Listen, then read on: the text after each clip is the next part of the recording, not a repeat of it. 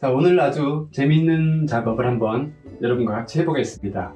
오늘 임서할 거예요. 창작이 아니고 임서인데 장명용비 이런 법첩 임서가 아니고 작가의 임서라고 할까요?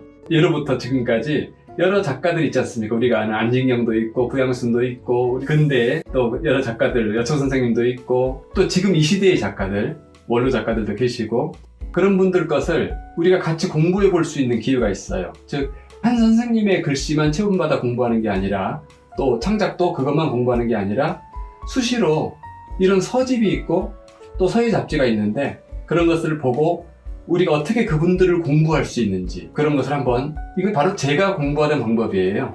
제가 젊었을 때 지금도 뭐 그리 늙지는 않습니다만은 제가 아주 젊었을 때 30대 20대 후반 그때 이 방법을 많이 썼어요.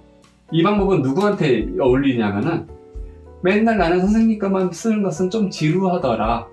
나는 내 개성을 빨리 정립하고 싶어. 또는 더 많은 훌륭한 선생님들의 에너지를 그 수액을 쫙쫙 받아들여 보고 싶어. 이런 분들 많이 계실 거예요. 예술하는 분들은 그런 본능이 있죠. 저는 좀 더 그랬던 편이고 그런 경우에 이런 작업이 아주 유용한데 샘플까지 한번 보여드릴 겁니다. 자, 여기 심은 전정호 선생님 우리 채널에서 몇 번 소개해드렸죠. 이 서집은 추사 선생님 작품을 가지고 바로 그런 공부를 하신 그런 내용입니다. 아주 훌륭한 서집이에요. 예를 들면 이 밑에는 추사 선생님의 필체입니다. 요걸 보시고 야 이거 한번 내가 써보자 하고 쓰신 게 이것이에요. 한번 관찰해 보시면은 80% 정도는 닮았고 20% 정도는 선생님 본인의 뜻이 개입된 거예요. 왜 그러냐면은 아무리 작가 대 작가라고 하지만 100% 이것을 모방하겠다가 아닐 수가 있다는 것이죠. 어떤 부분은 좀 그러네 일 수 있어요. 이런 끝이 좀 다르죠. 그런 것처럼 다른 것도 한번 몇 개 살펴볼 거예요. 이런 작은 소해 같은 경우도 그럴 수 있고 100% 똑같지는 않습니다. 하지만 80%는 똑같다고 보시는 게 좋아요. 그러니까 여러분들이 이런 걸 도전하실 때는 가능한 한 똑같이 해봐야지 라고 맘먹고 하시는데 뭐 낙관이 좀 다를 수도 있을 것이고 어떤 스타일에서 변화가 이건 위험한 변화야 싶으면 그건 도전하지 않는 그런 경우도 있을 거예요. 그래서 이런 서집 또는 이런 서예 잡지 이런 것들이 좀 구비가 돼 있으셔야 돼요. 항상 수시로 공부할 수 있거든요. 얼마나 좋습니까? 이것을 이렇게 표현했어요. 그런데 여기서는 이쪽 어깨가 높고 이쪽이 낮은데 여기서는 그렇게 안 하신 것이 난 그건 좀 이상하다고 봐 라고 생각했을 수가 있는 것이죠. 그런 면에서 내 의도가 20%는 들어가 주자 라는 거예요. 이런 작업을 계속 하시다 보면은 물론 이 작업만 하시면 안 됩니다. 기본 임서를 충실히 하시는 과정에서 이따금 이런 작업을 하시는 거예요. 그럼 여러분은 갑자기 추사 선생님이 내 스승이 되는 겁니다. 스승의 한 부분이 돼주는 것이죠. 또 어느 날은 여초 선생님이 어느 날은 등석여가 오창석이 그런 무한한 선생님들을 받아들일 수 있는 촉수를 가질 수 있는 겁니다. 자, 제가 구체적으로 한번 들어가 보겠습니다. 자, 이거 서예문이나 잡지인데 제가 얼마 전에 중고를 좀 한 10권 샀어요. 왜냐면은 이 안에 좋은 거리들이 굉장히 많더라고요, 은근히. 그래서 그리고 또 시대의 흐름도 좀 알 수도 있고 이 안에서 작품 거리 한번 찾아보겠습니다. 이거 좋은데 이렇게 볼 수가 있는 거예요. 이거 왕탁의 글씨구나. 그런데 이것은 좀 놔두고 이건 부산도 아주 대단한 작가입니다. 그 창조성에 있어서 줄지가라면 서러운 사람이에요. 이 초서를 잘 쓰는데 여기 드물게 부산에 해서가 있네요. 해서 대련이라고 하죠. 이런 걸 보고 그래서 이게 어떤가 한번 생각해 봤어요. 여러분들한테 처음부터 뭐 이런 복잡한 걸 보여드리는 것보다는 우리가 일반적으로 알고 있는 해서인데 부산 이 작가의 개성이 아주 잘 드러나 있죠. 이 글씨를 우리가 열심히 하다 보면 뭘 얻어줄 것인가 이런 것도 생각해 보셔야 돼요. 내게는 없는데 이 사람에게는 있는 것 아주 빽빽한 맛이 있죠.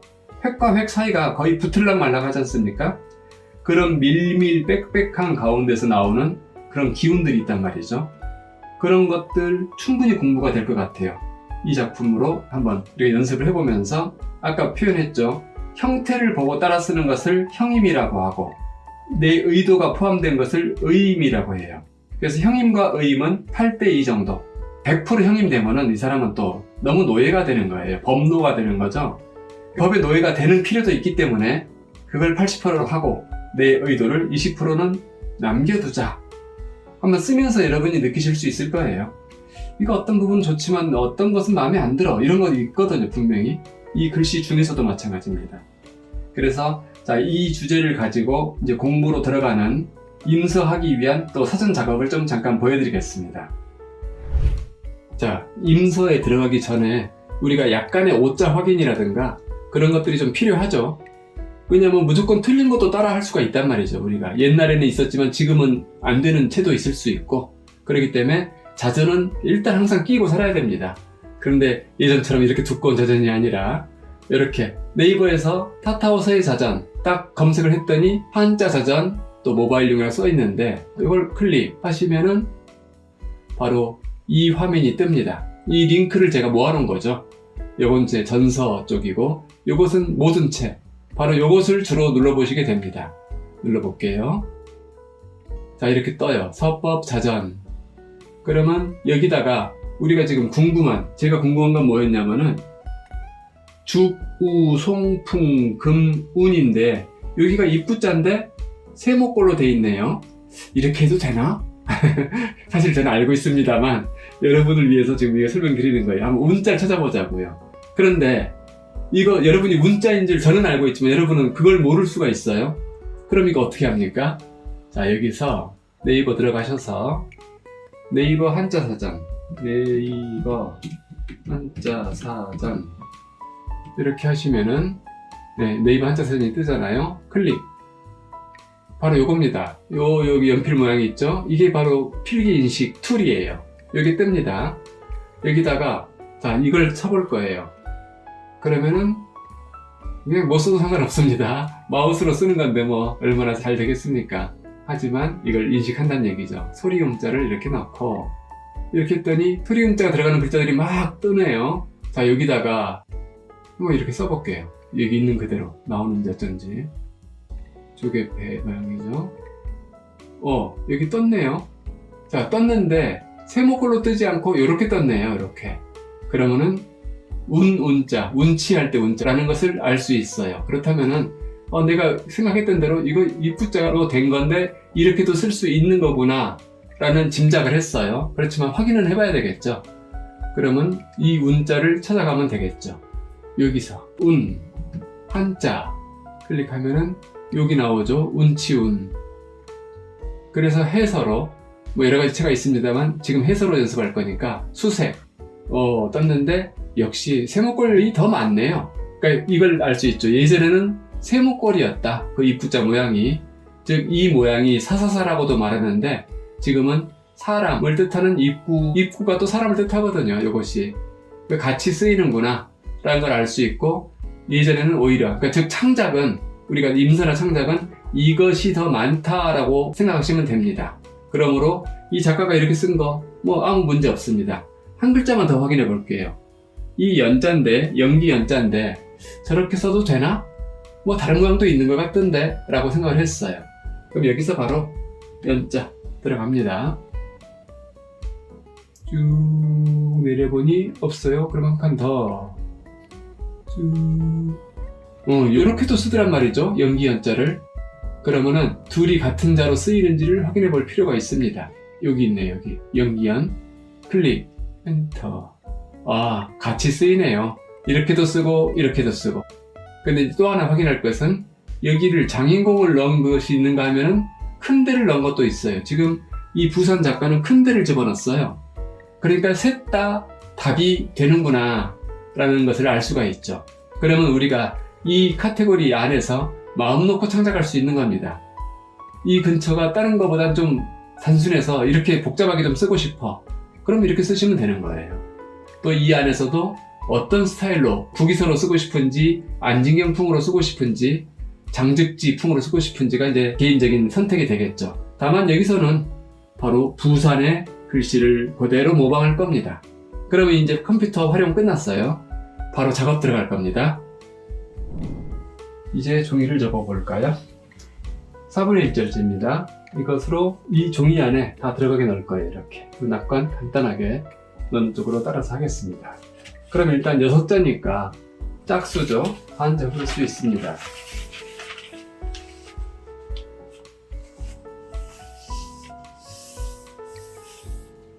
그리고 위아래 여백. 조그만 남기죠. 이 정도면 충분할 것 같아요. 왜냐면 글씨가 분명히 작아질 거예요. 상당히. 너무 작아져도 좀 그러니까. 자, 이 정도. 글씨 위아래 기장이 이 정도가 나올 것 같습니다.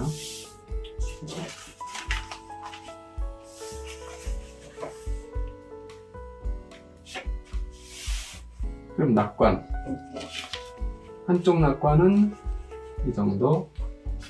그러니까 낙관이 안 들어간다는 얘기입니다. 그냥 칸이고, 여기 낙관이 들어갈 칸. 좀 풍성하게 해도 될 것 같습니다. 왜냐면은 여기를 이제 한 번만 접으면 되는데 딱 거의 정사각형이 나오면 되거든요. 정사각형 내지는 약간 납작해도 상관은 없을 정도예요. 어쨌든 이 정도가 됐습니다. 이 정도 크기면은 약간 소해라고 생각해요. 작은 회사. 이거는 좀 큰 글씨일 거예요. 아마 이게 2분의 1짜리일 거예요. 그렇기 때문에 굵게 썼겠지만 그거는 또 우리가 주어지는 여건에 맞춰서 이렇게 연습해보는 이것도 반드시 필요하거든요.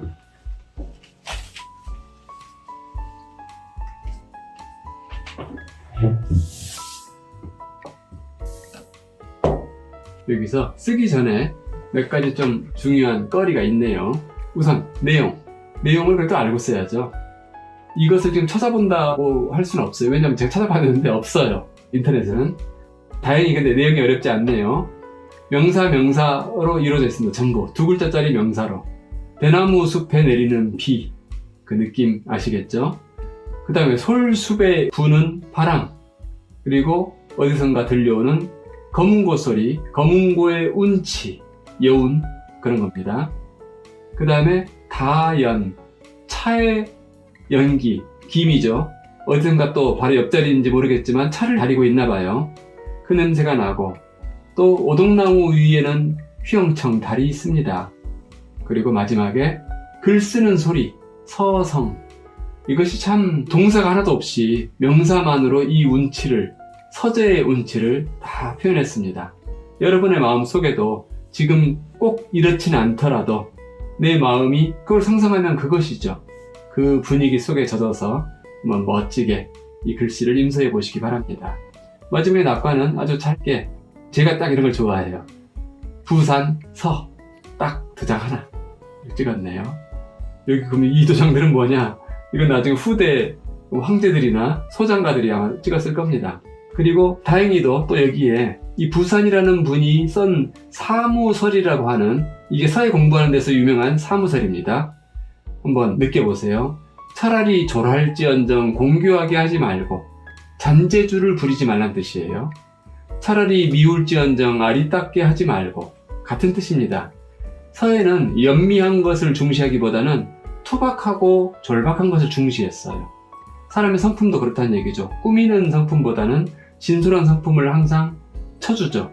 차라리 지리할지언정 가볍고 매끄럽게 하지 말고, 즉 특별한 맛이 없이 그냥 디딤하네, 차라리 그런 건 괜찮다는 얘기죠. 가볍게 막 붓 쓸어가듯이 이렇게 빗자루질 하듯이 하면 아주 그 흉물이거든요. 또 마지막, 차라리 진솔할지언정 안배하지 말지어다. 내 마음의 그 투영대로 뚜벅뚜벅 써나갈지언정, 제시훈련 하듯이 왼발 오른발 이러지 말란 얘기죠. 그리고 딱 2줄짜리 문장이 하나 또 좋은 게 있어요. 바로 부산의 문장입니다. 글씨를 쓰려면 먼저 사람이 되어야 한다. 사람이 기이하면 글씨는 저절로 예스러워진다. 여기서 기이하다는 것은 괴상망측하다는 뜻이 아닙니다. 깊어진다는 뜻입니다. 사람이 깊은 소양과 학문과 성품을 가지게 되면 글씨는 저절로 옛사람의 그 절박한 원시적인 맛이 나게 된다. 우리는 이 서예 속에서 폰트 같은 미래를 바라는 게 아니라 옛사람의 그 풍미를 바라는 것이거든요. 그 정신을 한번 그런 기분으로 써보겠습니다.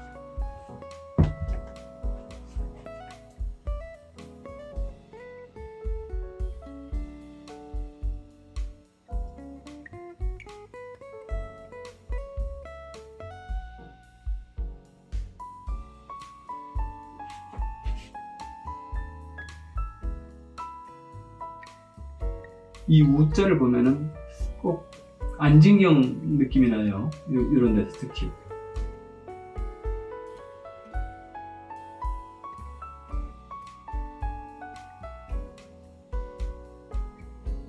주구. 여기서 한 호흡 떼고 이제 송풍 쓰는 겁니다. 이런 데 보면은 굉장히 뾰족하게 했어요. 그건 흉내 내시고 싶으면 내도 되고, 아, 저건 좀 그래. 그러면 안 내시면 됩니다. 우리는 지금 100점짜리 서예작품을 따라하고 있는 것이 아니에요. 그런 느낌이 아니고 이분의 성향, 풍미를 지금 음미해보는 시간입니다. 바람풍. 저 같으면 이 바람풍자 같은 거 쓸 때는 좀 일부러 갈라지게 비백을 쓰는 걸 좋아해요. 왜냐면 바람이니까.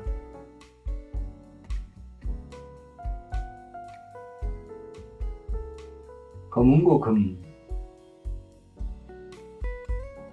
비파금 그러죠.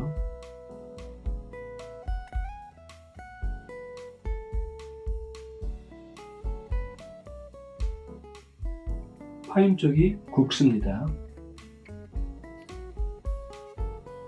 이런 거 보면은 음양에 대한 감각이 이미 확실한 분이에요. 일부러 기교를 부리진 않지만 감각적으로 음양의 그 강약을 주려고 하고 있다는 것이죠.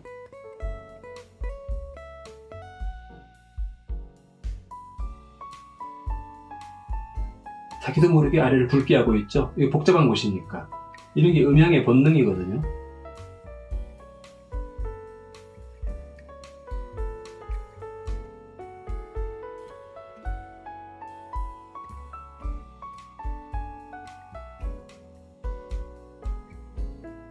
가늘고 굵고 이런 것도.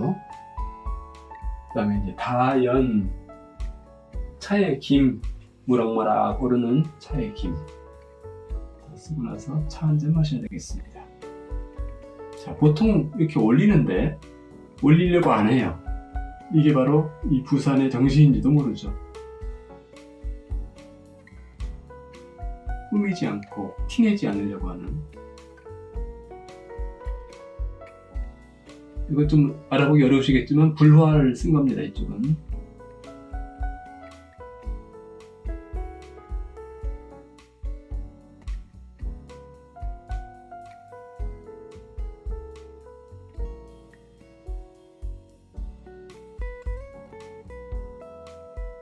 그 다음에 오동나무 자죠.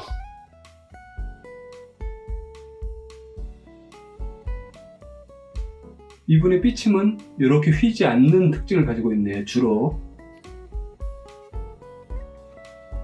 그러면서 그 개성을 나는 받아들일 것인가 말 것인가를 그건 선택하시면 돼요. 5월, 달월자. 여기서는 이제 이 모습을 보였죠. 그 다음에 여기 약간 행석기를 냈죠. 이렇게 왕이지가 주로 이렇게 많이 쓰셨으니까. 그 다음에 서성, 글씨 쓰는 소리.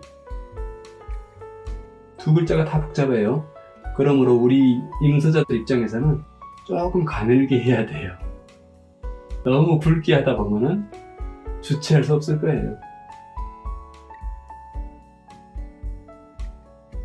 이런 획은 좀 굵어도 되죠. 왜냐면은 옆으로 복잡한 건 아니니까. 다리 뻗을 자리를 보면서 쓰는 거거든요. 소리성. 그리고 이런 기울어진 이 기울기의 각도를 보면은 이 양반은 상당히 기울어진 급경사를 좋아한다라는 걸 알 수가 있어요. 어떤 분들은 안정감 있게 쓰죠. 너무 기울어지지 않는 걸 선호하는 분들이 있어요. 그런 분들이 또 예서를 좋아해요. 예서는 많이 기울어지지 않으니까. 좀 위험하고 스릴을 즐기는 분들은 해서를 즐긴다고 볼 수 있죠. 해서는 각도가 있지 않습니까? 자, 이제 낙관을 간단하게 여러분이라면 여러분의 호를 쓰셔도 되겠죠. 호만 딱 써도 되는 겁니다. 그러면 딱 중간 정도 쓰시면 돼요.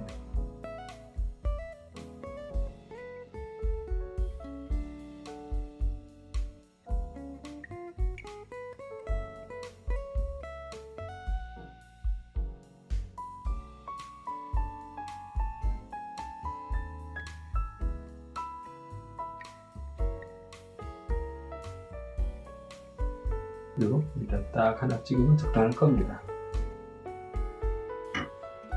자, 오늘 어땠습니까? 이런 식으로 어떤 작가의 글 하나를 만나서 갑자기 그것을 따라 써보겠다는 이 마음 얼마나 신선하고 가슴 뛰는 일이죠.